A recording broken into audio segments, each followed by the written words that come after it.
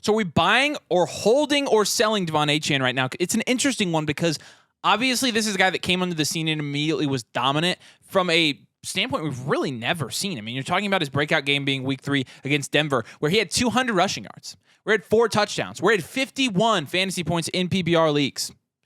And then followed that up with a 27-point performance against Buffalo. And then followed that up with a 21-point performance against the Giants. And now, after being on IR, which, again, shocking that he got hurt. Can't believe it. Shocked.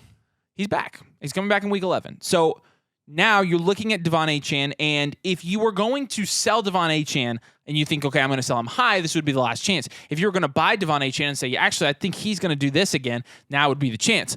But saying I think he's going to do this again is probably not the best bet here. Let's look at the highest yards per carry in a season ever, because Achane's at 12.1 yards per carry. I mean, he has been historically ridiculously good. Ridiculously good. How do you say the first one? I can't even remember. Beady Feathers. Beady Feathers. And the reason I don't know that is because it's from 1934, and I was not born by 1934. 8.4 yards per carry. And then you have somebody we are familiar with, Lenny Moore. Yeah. Baltimore Colts, 7.5 yards per carry.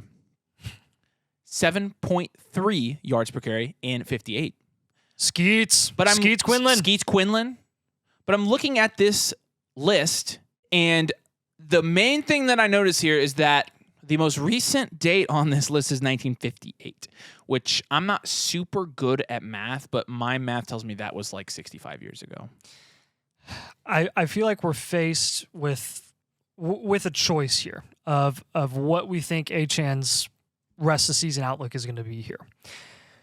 We either believe that Devon Achane's average is going to be significantly greater than anything we've ever seen in 3/4 of a century, or we can assume that this is probably going to go down because it's probably not sustainable, especially in this day and age of running backs and how they're utilized in the NFL.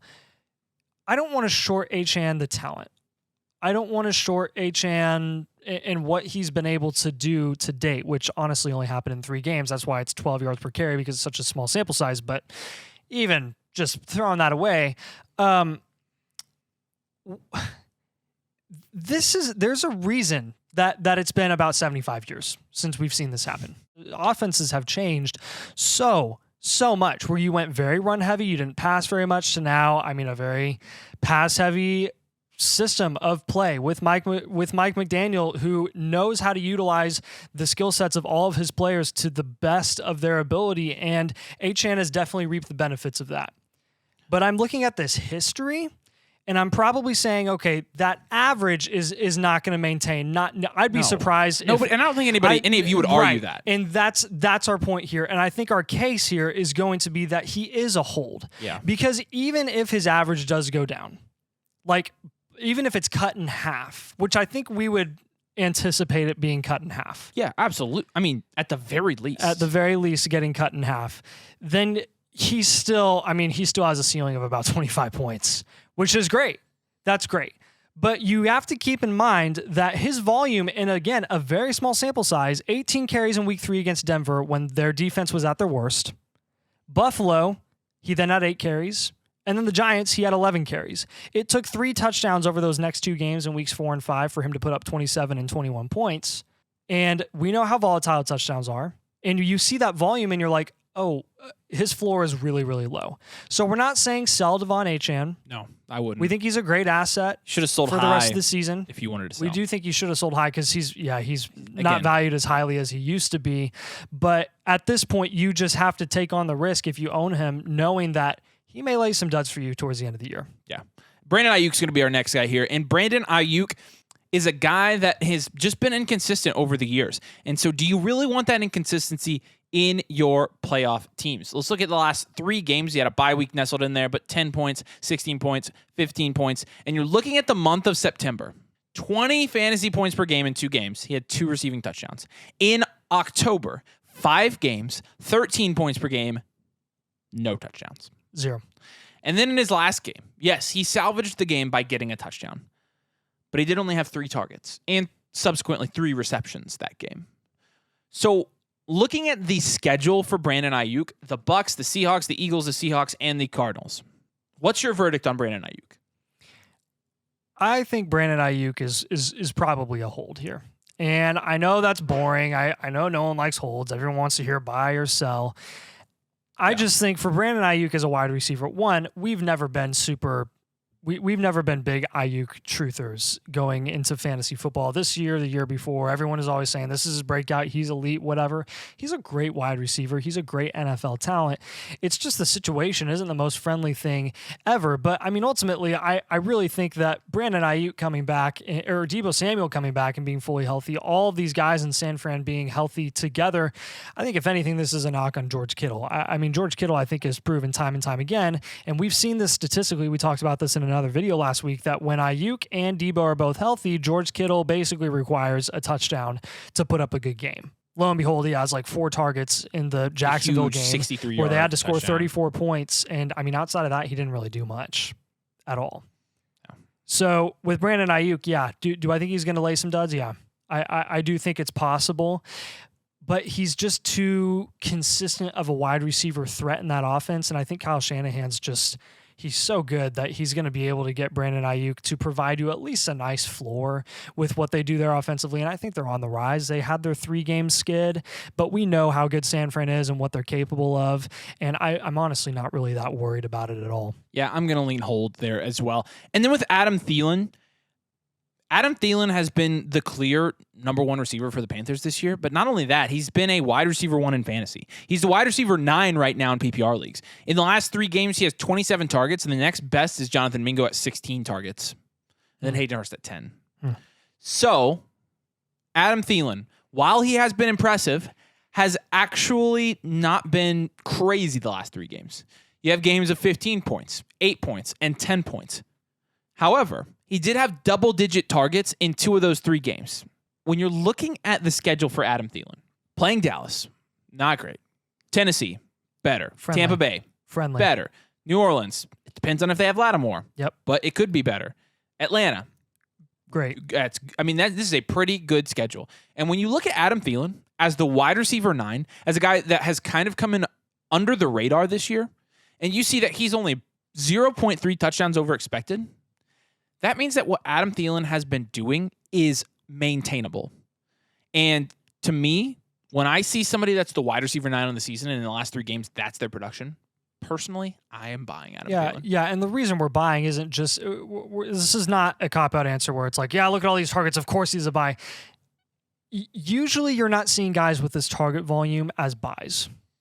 Not generally. That's not very common. The reason Thielen's a buy is because he is being shorted from a value perspective because he's on the Carolina Panthers offense specifically, which is they're potentially the worst offense in the NFL. Definitely bottom 2 or 3. Because of that, Adam Thielen is being shorted. People just look at the bad offense. They're like, oh, there's no upside there. Thielen is a wide receiver 1 right now. And there is absolutely upside with him. All you have to do is go, if you're a casual and you base your opinion on players with game logs by just looking at their game logs, go look at Adam Thielen's game log. It's ridiculous. And if you're not a casual, then you know that Adam Thielen has some serious ceiling. He's been very consistent this year. Yep. So look past the team. Definitely look past the team.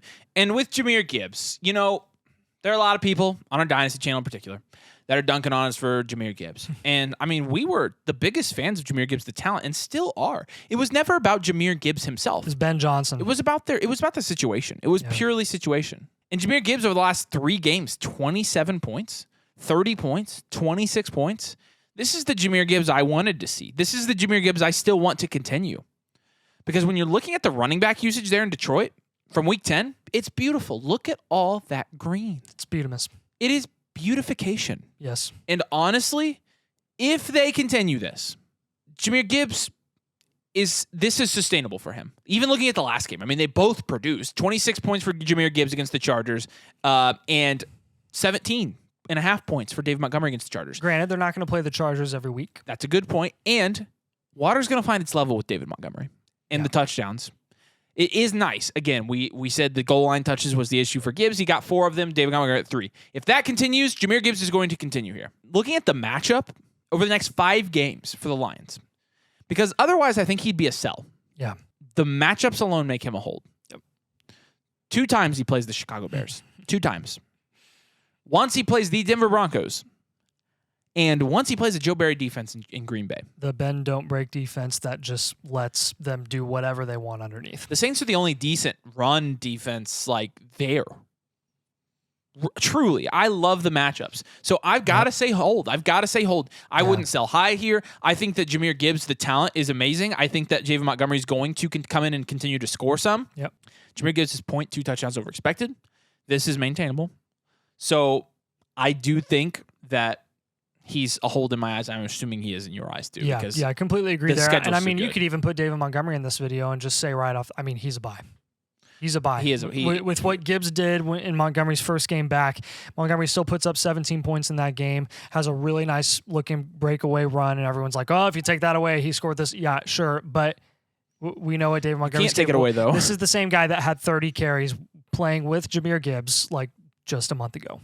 So we'll see. We'll see. But I would buy David Montgomery. DK Metcalf on the flip side. Let's talk about him the last 3 weeks. Cleveland, Baltimore, Washington, those 3 matchups. 14 targets, 4 targets, 12 targets. Of those 14 targets he got against Cleveland, he only hauled in 5. Of the 12 targets he got against Washington, he only hauled in 7, which, is fine. That's 12, fine. 7-12 is okay. Yeah, 7-12 is fine.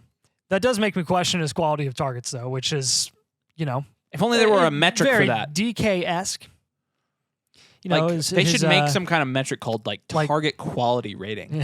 Yeah. What would another one be? I just like average depth of target or catchable target rate. Yeah. Oh, what are those? That's weird. What? Wow. And that says 94th and 99th in those stats. What does that tell you? Oh, that he's, kind of a deep threat.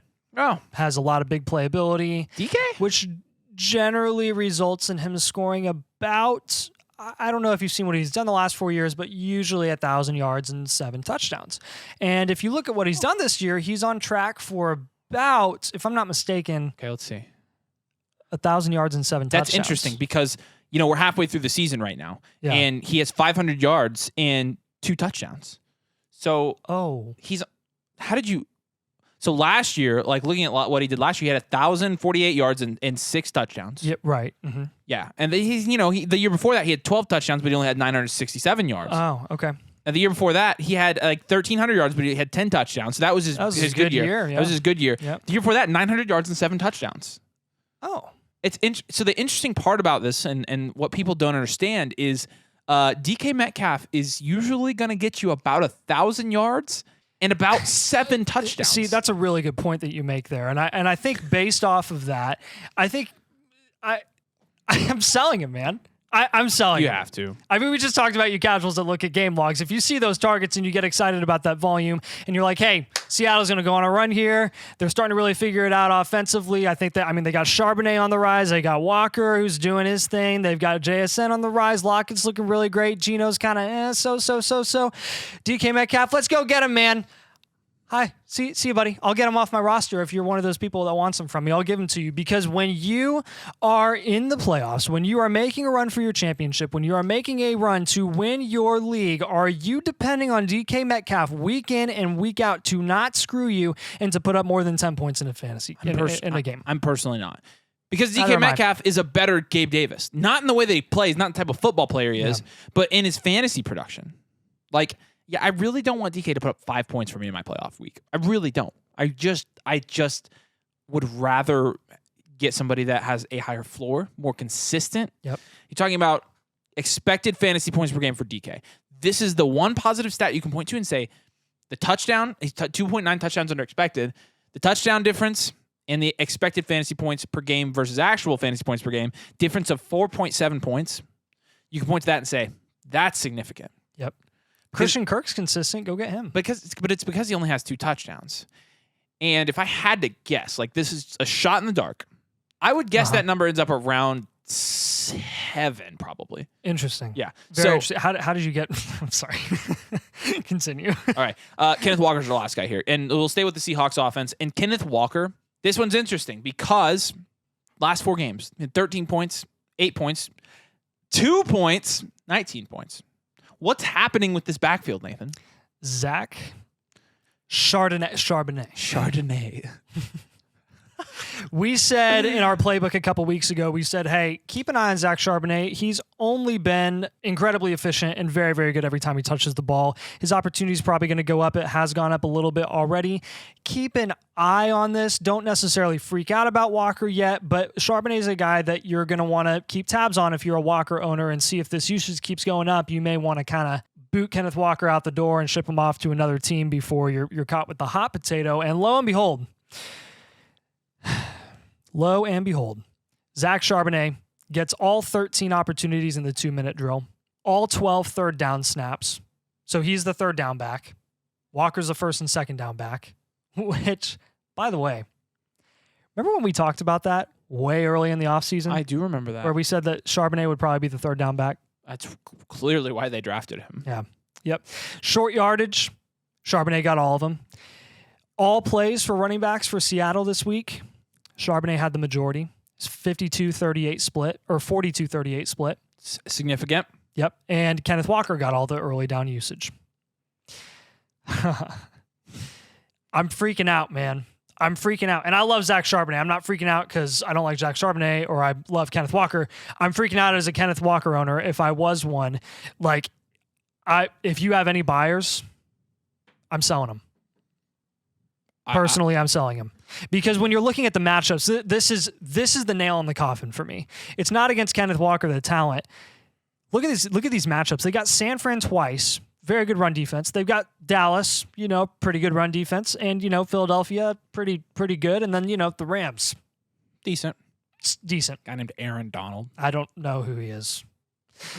I mean, if he starts getting any of the goal line carries, even half of them, I mean, it's over. Yeah. It's over. And I'm not super high on Charbonnet for the rest of the season in fantasy either. Because look at the schedule. Yeah.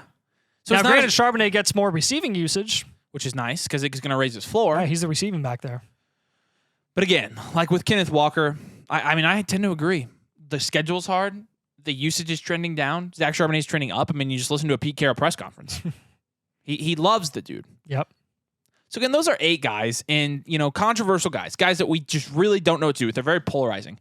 We wanted to present all the facts and kind of make a decision live on camera. That's kind of where we landed. Do us a huge favor. Drop a like on this video. If you got something out of this, make sure you subscribe to the channel as well. We're trying to get to 5,000 subscribers. We appreciate you guys joining us today. Thank you for watching, and we will see you later.